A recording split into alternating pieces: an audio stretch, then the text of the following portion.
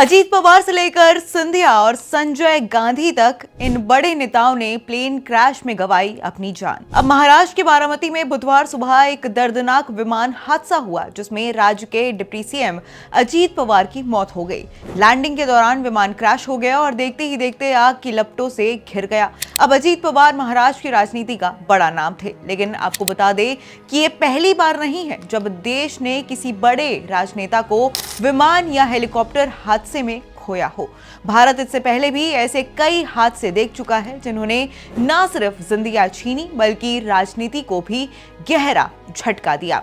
अजीत पवार नहीं रहे और उनके साथ एक बार फिर उस लिस्ट में एक नाम जुड़ गया जहां संजय गांधी से लेकर विजय रूपाणी तक जैसे बड़े नेता विमान हादसों का शिकार हुए। दरअसल बुधवार सुबह करीब 8:45 पर अजीत पवार का विमान बारामती में रनवे पर उतरने की कोशिश कर रहा था और इसी दौरान विमान का संतुलन बिगड़ गया और वो क्रैश हो गया। हादसे के तुरंत बाद विमान में भीषण आग लग गई और इस हादसे ने एक बार फिर देश को याद दिलाया है कि इससे पहले भी कई बड़े नेता ऐसे ही हादसों में अपनी जान गंवा चुके हैं। विमान हादसों में जान गंवाने वाले प्रमुख नेता माधवराव सिंधिया 30 सितंबर 2001 को कांग्रेस के वरिष्ठ नेता और ग्वालियर राजघराने से ताल्लुक रखने वाले माधवराव सिंधिया की एक विमान हादसे में मौत हो गई थी।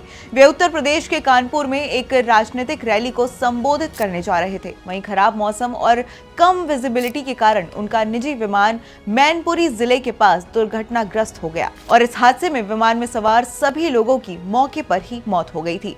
माधवराव सिंधिया कांग्रेस के बड़े और संतुलित नेताओं में गिने जाते थे और उनकी अचानक मौत से देश की राजनीति को बड़ा झटका लगा था। इस लिस्ट में दूसरा नाम है जीएमसी बालयोगी। लोकसभा के तत्कालीन स्पीकर जीएमसी बालयोगी की 3 मार्च 2002 को एक हेलीकॉप्टर क्रैश में मौत हो गई थी। वे आंध्र प्रदेश के कृष्णा जिले में एक कार्यक्रम में हिस्सा लेने जा रहे थे। उड़ान के दौरान तकनीकी खराबी और खराब मौसम के चलते हेलीकॉप्टर संतुलन खो बैठा और एक तालाब में जा गिरा। हादसा इतना गंभीर था कि किसी को भी बचाया नहीं जा सका।